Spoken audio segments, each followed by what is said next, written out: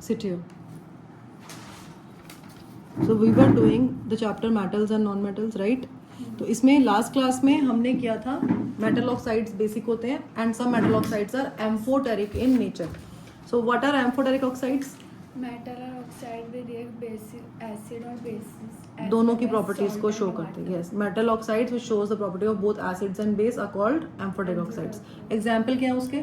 Al2O3 ZnO. Yes, aluminium oxide and zinc oxide. ठीक है, अब जो थर्ड केमिकल प्रॉपर्टी है मेटल की वो ये है कि मेटल्स वाटर के साथ कैसे रिएक्ट करते हैं. देखो, every metal is different, right? Her metal जो है वो अलग होता है, तो हर मेटल का वे भी अलग होता है वाटर के साथ रिएक्ट करने का, है ना? तो रिएक्शन विद वाटर, कुछ मेटल्स ऐसे होते हैं जो बहुत हाईली रिएक्टिव होते हैं, वो थोड़ा सा वाटर ऐड होते ही एकदम से फायर कैच कर लेते हैं, दे आर वेरी रिएक्टिव. और कुछ ऐसे भी होते हैं जो उतने ज़्यादा रिएक्टिव नहीं होते और उनको थोड़ा सा हमें ज़्यादा एनर्जी प्रोवाइड करनी पड़ती है कि जिससे वो रिएक्ट करें. तो वाटर के साथ जब मेटल्स रिएक्ट करेंगे तो वो अलग अलग वे से करेंगे. Different metals react with water differently, and when metals react with water they form metal oxides and hydrogen gases evolved. ठीक है, जब मेटल्स वाटर के साथ रिएक्ट करते हैं तो क्या बनता है? जब मेटल्स वाटर के साथ रिएक्ट करते हैं तो क्या बनता है? Metal oxide. क्या बनता है? मेटल ऑक्साइड बनता है, और प्लस हाइड्रोजन गैस इवॉल्व होती है. और जो मेटल ऑक्साइड्स सॉल्युबल होते हैं वाटर में, उन्हें क्या बनाते हैं? Metal hydroxide. किया था ना लास्ट क्लास में हमने कि मैग्नीशियम ऑक्साइड जब वाटर ऐड करते हैं तो क्या बनता है? मैग्नीशियम हाइड्रोक्साइड बन जाता है. तो metals which are soluble, metal oxides we can say, metal oxides जो सॉल्युबल होते हैं वाटर में, जो वाटर सॉल्युबल होते हैं, वो क्या फॉर्म करते हैं? हाइड्रोक्साइड्स फॉर्म करते हैं. ठीक है, मेटल हाइड्रोक्साइड्स. मेटल हाइड्रोक्साइड्स कैसे होते हैं? बेसिक होते हैं. कैसे होते हैं? बेसिक होते हैं नेचर में. ठीक है, अब आपको मैंने क्या बताया था कि हर मेटल जो है वो वाटर के साथ डिफरेंट वे से रिएक्ट करता है. तो जो मेटल्स हाईली रिएक्टिव है, बहुत ज़्यादा रिएक्टिव है, वो तो इमीडिएट रिएक्शन कर उनका हो जाएगा.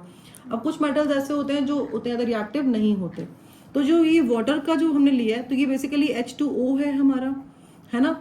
अब कुछ मेटल्स जो बहुत ज़्यादा रिएक्टिव है वो तो हमारे कोल्ड वाटर से भी रिएक्ट कर जाएंगे, नॉर्मल वाटर से. ठीक है, कुछ मेटल्स जो होते हैं वो हमारे किससे रिएक्ट करते हैं? हॉट वाटर से रिएक्ट करते हैं. पानी गर्म करना पड़ता है हमें उनको रिएक्ट करवाने के लिए. कुछ मेटल्स ऐसे होते हैं जिस पे हमें स्टीम पास करनी पड़ती है तो वो रिएक्ट करते हैं. स्टीम भी तो इसी H2O का ही फॉर्म है ना? है ना? तो कोल्ड वाटर, हॉट वाटर और स्टीम. ठीक है, तो डिफरेंट मेटल्स डिफरेंट वेज से वाटर से रिएक्ट करके कॉरेस्पॉन्डिंग ऑक्साइड फॉर्म करते हैं और हाइड्रोजन गैस इवॉल्व होती है. ठीक है, नाउ लेट्स सी. जैसे आपका फर्स्ट एग्जांपल लेते हैं हम सोडियम एंड पोटेशियम का. तो sodium and potassium are very reactive metals, और ये इतने ज़्यादा रिएक्टिव होते हैं कि इन्हें हमें केरोसिन ऑयल में डिप करके रखना पड़ता है. Sodium is very reactive, it is so reactive that we need to dip sodium in kerosene oil कि वो रिएक्ट ना करे. ठीक है, तो ये वाटर के साथ विगरसली रिएक्ट करते हैं. विगरसली मीन्स रिएक्शन बहुत ज़्यादा वायलेंट होती है और एक्सोथर्मिक होती है. एक्सोथर्मिक का मतलब ये है कि इस रिएक्शन में बहुत ज़्यादा हीट प्रोड्यूस होती है, और इस रिएक्शन में इतनी ज़्यादा, जब ये वाटर के साथ रिएक्ट करता है तो इतनी ज़्यादा हीट प्रोड्यूस होती है कि ये इमीडिएटली फायर कैच कर लेते हैं. ठीक है, तो सोडियम जब वाटर से रिएक्ट करेगा तो क्या बनेगा? Sodium hydroxide plus hydrogen gas evolve होगी प्लस हीट प्रोड्यूस होगी, और इतनी ज़्यादा हीट प्रोड्यूस होगी कि ये फायर कैच कर लेगा. अब we need to balance the chemical equation now. ठीक है, अब यहाँ पे you can see that we have 2 hydrogens, here we have 3 hydrogens. ठीक है, तो यहाँ 2 लगाते हैं तो कितने हो गए? यहाँ पे 2 and 2 4 हाइड्रोजन्स हो गए. कितने हो गए? 4 हाइड्रोजन्स. तो यहाँ 2 लगा दोगे तो 4 हाइड्रोजन्स इधर हो गए, 4 हाइड्रोजन्स इधर हो गए. यहाँ पे ऑक्सीजन कितने हैं? 2. यहाँ पे ऑक्सीजन कितने हैं? 2. सोडियम कितने हैं यहाँ पे? 2Na. यहाँ पे एक ही है तो हमें 2Na करना पड़ेगा. ठीक है, ऐसे ही पोटेशियम का रिएक्शन अगर लिखते हैं हम तो K इज पोटेशियम. जब ये वाटर से रिएक्ट करता है तब पोटेशियम हाइड्रोक्साइड बनता है प्लस हाइड्रोजन गैस इवॉल्व होती है एंड हीट प्रोड्यूस होती है. ठीक है, अब पोटेशियम जब वाटर से रिएक्ट कर रहा है तो क्या फॉर्म कर रहा है? Potassium hydroxide. फिर दोबारा यहाँ पे 2 लगाना पड़ेगा. कितने हाइड्रोजन है? 4. यहाँ पे 2 लगाएंगे तो ये 4 हो गए. ऑक्सीजन 2 है, यहाँ पे भी ऑक्सीजन 2 है. पोटेशियम यहाँ 2 है, यहाँ पे भी पोटेशियम 2 हो गए. ठीक है, अब नेक्स्ट जो कैटेगरी है हमारी वो है हमारी कैल्शियम की. कैल्शियम जो है जब वाटर के साथ रिएक्ट करता है तो रिएक्शन इतनी ज़्यादा वायलेंट नहीं होती, जैसे इस केस में तो ये फायर कैच कर लेता है इमीडिएटली, लेकिन जब कैल्शियम वाटर से रिएक्ट करता है then reaction is comparatively less violent, reaction is comparatively less violent. और यहाँ पे इतनी ज़्यादा हीट प्रोड्यूस नहीं होती है कि हाइड्रोजन गैस जो है वो फायर कैच करे।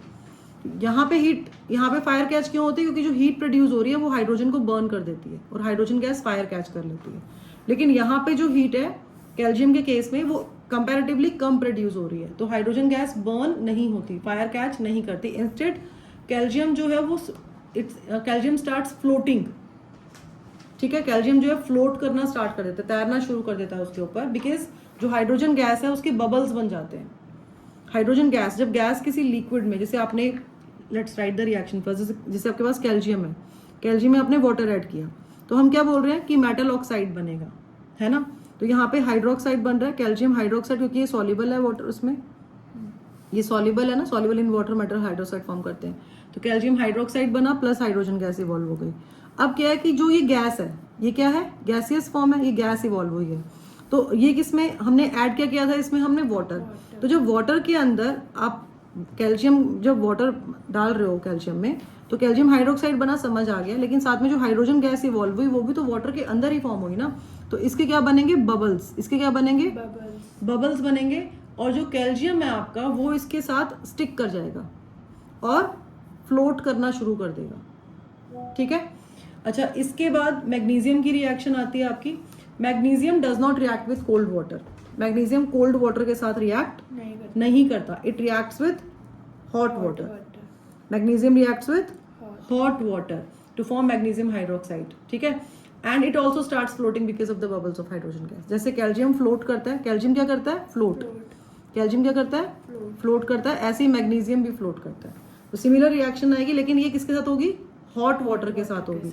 तो मैग्नीशियम है, तो मैग्नीशियम जब वाटर के साथ रिएक्ट करेगा तो मैग्नीशियम हाइड्रोक्साइड बनेगा, MgOH होल ट्वाइस। ये पता है ना कैसे बना है, Mg पे चार्ज कितना होता है, 2 पॉजिटिव होता है, OH पे 1 नेगेटिव होता है, +2 -1, फिर इसके 1 को यहाँ मल्टीप्लाई कर दो, इसके 2 को यहाँ मल्टीप्लाई कर दो, सिखाया था मैंने, है ना। तो MgOH होल ट्वाइस और प्लस हाइड्रोजन गैस इवॉल्व हो गई, ठीक है। अब अगेन क्योंकि हाइड्रोजन गैस इवॉल्व हुई है तो इसके बबल्स बनेंगे और मैग्नीशियम इसका स्टिक करेगा, और मैग्नीशियम जो है वो भी फ्लोट करना स्टार्ट कर देगा। जैसे कैल्शियम फ्लोट कर रहा था ऐसे मैग्नीशियम भी फ्लोट करेगा, कोई डाउट तो नहीं है इसमें। और मैग्नीशियम किसके साथ रिएक्ट करता है, हॉट वाटर के साथ। किसका रिएक्ट करता है, हॉट वाटर के साथ। अब इसके बाद नेक्स्ट आता है आपका आयरन, एल्यूमिनियम एंड जिंक। क्या आता है, आयरन, एल्यूमिनियम और जिंक। हाँ, आयरन, एल्यूमिनियम एंड जिंक, ये जो है आपके, ये स्टीम के साथ रिएक्ट करते हैं। किसके साथ रिएक्ट करते हैं, मतलब हमें पानी को गर्म करके उसकी भाप बनानी पड़ती है, स्टीम के साथ रिएक्ट करते हैं। तो जब आयरन आपका रिएक्ट करेगा स्टीम के साथ, अब स्टीम भी तो वाटर का ही फॉर्म है ना, तो हम H2O ही लिखते हैं, लेकिन ब्रैकेट में आप यहाँ पे G लगा सकते हो क्योंकि गैसियस फॉर्म में है, ठीक है। आयरन आपका सॉलिड है, we can write the physical states in the bracket, no, in chemical reactions. तो Fe + H2O, ये गैसियस फॉर्म मतलब स्टीम है ये, ठीक है। तो आयरन ऑक्साइड, S मतलब सॉलिड होता है, L मतलब लिक्विड, ठीक है।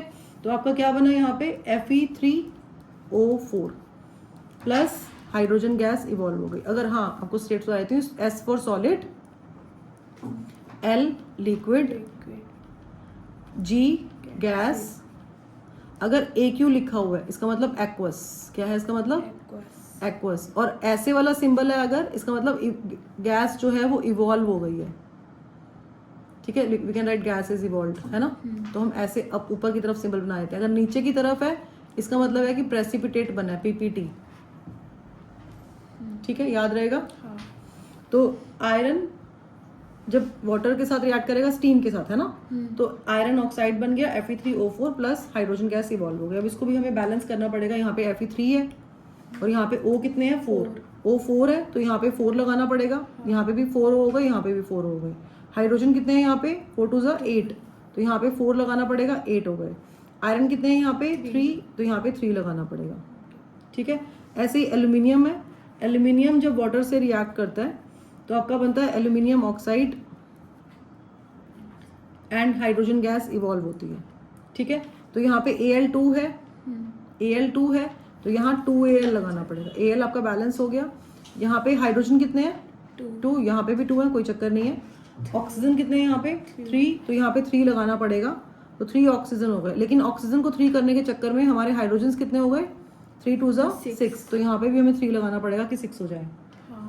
ठीक है, तो अब इसके बाद जैसे आपके कुछ मेटल्स हैं, जैसे लेड हो गया है ना, कॉपर हो गया, सिल्वर हो गया या गोल्ड हो गया, ये स्टीम के साथ भी रिएक्ट नहीं करते। Do not react with steam at all. ठीक है, do not react with steam at all, क्योंकि ये आपके कहाँ आते हैं, ये आपके हाइड्रोजन से नीचे आते हैं ना। अगर हम रिएक्टिविटी सीरीज लिखते हैं, then how do we write reactivity series, we write potassium, sodium, calcium, magnesium, aluminium, zinc, iron, tin, lead, hydrogen, copper, आपका मर्क्यूरी है ना, सिल्वर, गोल्ड। तो ये वाले एलिमेंट्स की बात करें जो नीचे नीचे आते हैं, ये वाले है ना। तो ये स्टीम के साथ भी रिएक्ट नहीं करते। ठीक है, कोई डाउट तो नहीं है इसमें, क्लियर हो गया। नेक्स्ट है आपका मेटल का केमिकल प्रॉपर्टीज में, वो है आपका reaction with acids. Reaction with acids, acids के साथ जब मेटल्स रिएक्ट करते हैं तो क्या होता है, तो जब metals react with acids they form salt and hydrogen gases evolve. ठीक है, तो जब हमारे मेटल्स एसिड के साथ रिएक्ट करते हैं तो क्या फॉर्म करते हैं, सॉल्ट। क्या फॉर्म करते हैं, सॉल्ट, कॉरेस्पॉन्डिंग सॉल्ट। जैसा एसिड होगा उसके कॉरेस्पॉन्डिंग सॉल्ट बन जाएगा, और प्लस हाइड्रोजन गैस इसमें इवॉल्व होती है। ठीक है, फॉर एग्जांपल जैसे हम रिएक्शन लिखते हैं जैसे मैग्नीशियम की हाइड्रोक्लोरिक एसिड के साथ, तो मैग्नीशियम प्लस हाइड्रोक्लोरिक एसिड, तो यहाँ पे एसिड क्या है, हाइड्रोक्लोरिक एसिड, मेटल कौन सा है, मैग्नीशियम है। हम क्या बोल रहे हैं, क्या बनेगा, सॉल्ट बनेगा। अब सॉल्ट कैसे बनेगा, जो आपका एसिड है, एसिड में आपके यहाँ पे क्या है, क्लोरीन है ना, तो मैग्नीशियम और क्लोरीन के साथ ज्वाइन होगा तो मैग्नीशियम क्लोराइड बनाएगा। तो जब भी कोई केमिकल रिएक्शन होती है, सबसे पहले जो आपके कंपाउंड है अगर कोई, तो वो आयंस में डिसोसिएट करते हैं हम उसको, है ना। तो Mg को वी कैन राइट Mg2+, है ना। HCl को हम कैसे लिख सकते हैं, H पॉजिटिव Cl नेगेटिव। अब this Cl negative will move towards magnesium. अब मैग्नीशियम पे चार्ज कितना है, 2 पॉजिटिव, Cl पे चार्ज कितना है, 1 नेगेटिव, तो +2 -1, इसके 1 को यहाँ मल्टीप्लाई करेंगे, 2 को यहाँ मल्टीप्लाई करेंगे, तो Mg को किससे मल्टीप्लाई किया हमने, 1 से, तो Mg आ जाएगा। Cl को किससे किया, 2 से, तो Cl2 हो गया। ठीक है, तो कंपाउंड क्या बन गया हमारा, MgCl2, और ये पीछे हाइड्रोजन अकेला रह गया ना, तो +H2 लिख दो। ठीक है, अब बाकी जो इसमें जो उसकी स्टेट्स है, फिजिकल स्टेट्स, वो हम मेंशन कर ही सकते हैं। मेन तो हमें पता होना चाहिए रिएक्शन कैसे लिखनी है। फिजिकल स्टेट मेंशन करनी है, ब्रैकेट में यहाँ पे फिजिकल स्टेट आ जाएगी, नीचे इसका नाम आ जाएगा, मैग्नीशियम क्लोराइड, हाइड्रोजन गैस, वो वी कैन राइट, है ना। मेन तो हमें ये समझ आना चाहिए कि रिएक्शन हुई क्या है, कैसे हुई है। तो फर्स्ट रिएक्शन तो हमारी ये हो गई। अब सेकेंड रिएक्शन हम ले रहे हैं मैग्नीशियम की सल्फ्यूरिक एसिड के साथ। सल्फ्यूरिक एसिड का फॉर्मूला क्या होता है, H2SO4। सल्फ्यूरिक एसिड कैसे लिखते हैं, H2SO4। अब इसको दोबारा हम आयंस में डेसोसिएट अगर करते हैं, तो ये जो आयंस वाला डेसोसिएट करने वाला काम है ना, ये ट्राई करना कि रफ में करो। जैसे अब यहाँ पे कॉलम बना के यहाँ पे आप कर सकते हो, बीच में मत करना। ये तो मैं समझा रही हूँ इसलिए मैं बीच में कर रही हूँ, बट आपने एग्जाम में ऐसे नहीं करना है। आपने क्या करना है, ऐसे अगर को समझ नहीं आ रहा तो यहाँ पे ऐसे कॉलम बनाओ, ऊपर लिखो रफ वर्क। ठीक है, तो Mg पे चार्ज कितना है, 2 पॉजिटिव, और H1 पॉजिटिव होता है।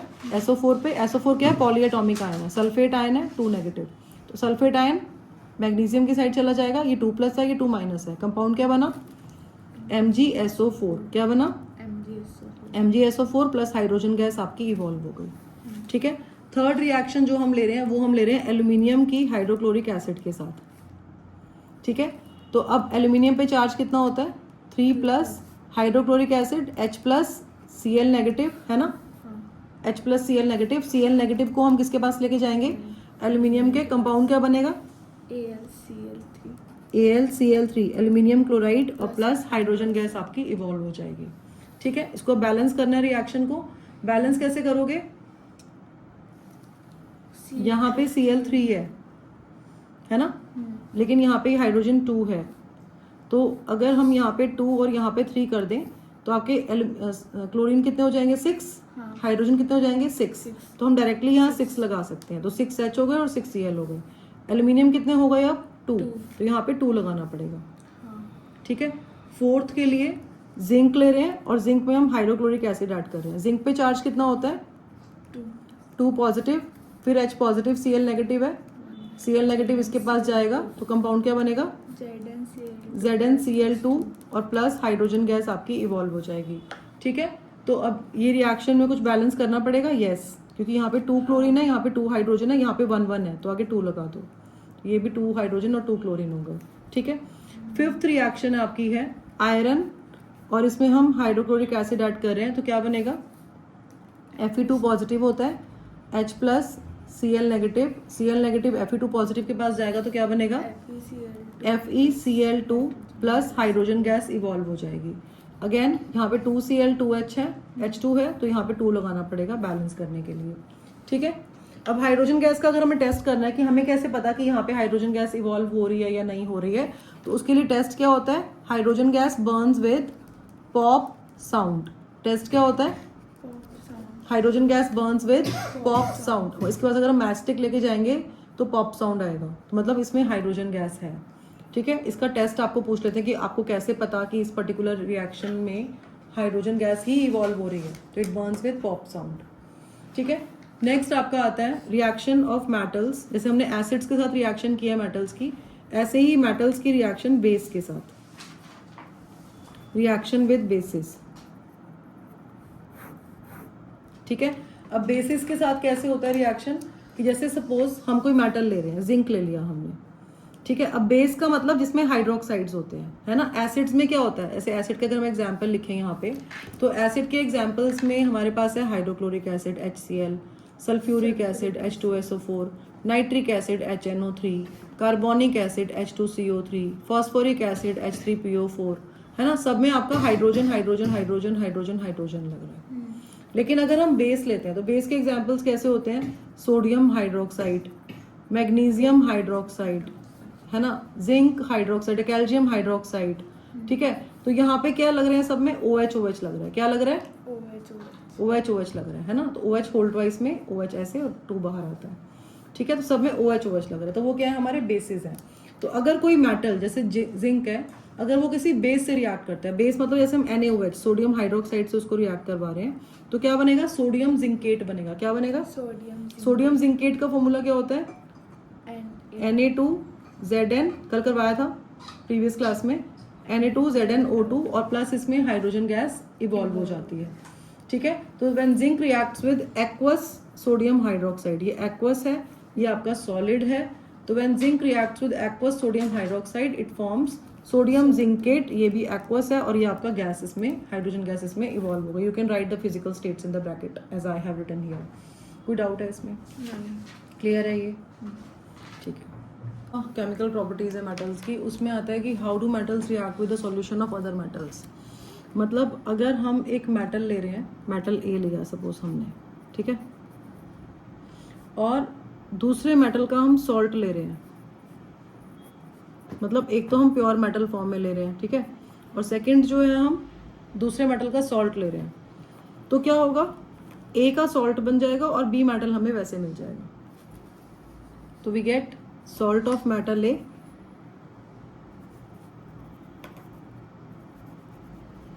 और मेटल B सेपरेट हो जाएगा।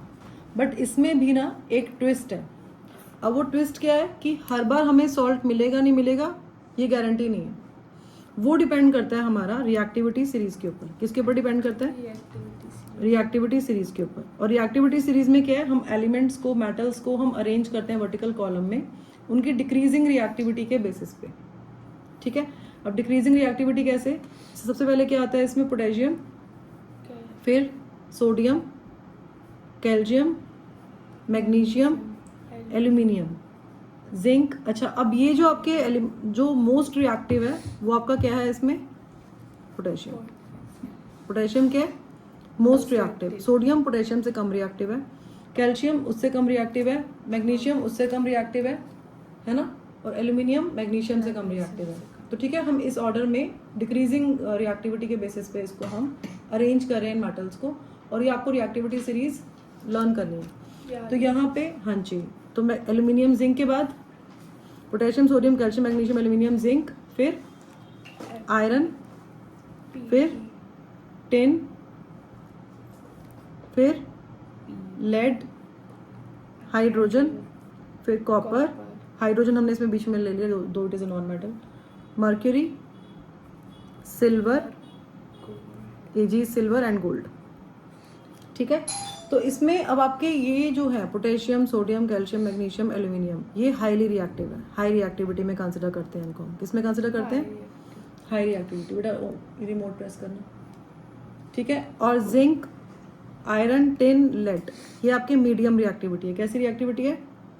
मीडियम रिएक्टिविटी है। उसके बाद आपके ये वाले जो एलिमेंट्स हैं ये लो रिएक्टिव है, इनकी रिएक्टिविटी कैसी है? लो। तो लो रिएक्टिविटी, और ये they are usually found in free state, found in free state. Free state मतलब कंपाउंड फॉर्म में कम मिलते हैं हमें ये।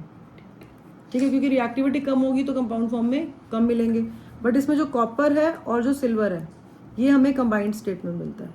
कॉपर और सिल्वर किस में मिलता है? कंबाइंड स्टेट में मिलता है। तो अब हम क्या कर रहे हैं कि जो रिएक्टिविटी सीरीज में सबसे ऊपर कौन सा होता है? मोस्ट रिएक्टिव, और सबसे नीचे कौन सा होता है? लीस्ट रिएक्टिव, जो सबसे कम रिएक्टिव है वो। इसके बाद आप प्लेटिनम भी ऐड कर सकते हो इफ यू वांट टू। तो अब रिएक्टिविटी सीरीज में क्या होता है कि अगर हम मेटल ले रहे हैं और दूसरे मेटल का सॉल्ट ले रहे हैं तो more reactive metal can displace less reactive metal from its compound. तो more reactive metal can displaces less reactive metal. ठीक है, from its salt we can write because we have written salt here ना। तो more reactive metal displaces less reactive metal from its salt। ठीक है, जो ज्यादा reactive होगा वही डिस्प्लेस कर सकता है कम रिएक्टिव वाले को। कैसे? For example if I write iron, so iron आपका मेटल ए के जैसा है, अकेला है ना, and plus and copper sulphate. तो कॉपर इज अ मेटल और सल्फेट लग गया तो ये सॉल्ट बन गया, salt of metal copper. B क्या है? तो अगर हम इसके अकॉर्डिंग चलें तो ए क्या है? आयरन है, और बी क्या है? कॉपर है। तो ये सॉल्ट है। तो सबसे पहले इसको हम आयंस में डिसोसिएट करेंगे, तो ये आपका Fe2+, ठीक है, तो आपका Fe2+ और ये CuSO4 है, तो CuSO4 को we can write Cu2+ and sulphate ion SO4 2-। ठीक है, अब we have 2 cations and 1 anion. तो इनिशियली आयरन और कॉपर सल्फेट है, लेकिन आयंस में डिसोसिएट होने के बाद इसको हम सिर्फ आयंस की तरह ही देखेंगे, इसको हम सॉल्ट की तरह या मेटल की तरह नहीं देखेंगे। So we have 2 cations and 1 anion, and this anion will move towards more reactive cation. तो out of iron and copper which one is more reactive? अगर हम यहाँ रिएक्टिविटी सीरीज में देखते हैं तो we see iron here and copper is here, है ना। तो कॉपर यहाँ पे है और आयरन यहाँ पे है, आयरन ऊपर है, कॉपर नीचे है। तो iron is more reactive than copper, तो this sulphate ion will move towards iron because it is more reactive. ठीक है, तो क्या बनेगा आपका FeSO4 एंड कॉपर। ठीक है, अगर हम इसका रिवर्स करते, मतलब रिवर्स कैसे कि अगर हम लेते मेटल को कॉपर लेते और जो सॉल्ट लेना ना, जैसे यहाँ पे कॉपर सल्फेट लिया है उसकी जगह पे अगर हम आयरन सल्फेट लेते तो sulphate ion already more reactive metal के साथ है because iron is more reactive, iron is more reactive than copper and sulphate ion is already with a more reactive metal. तो यहाँ पे कोई रिएक्शन नहीं होगी, no reaction will take place.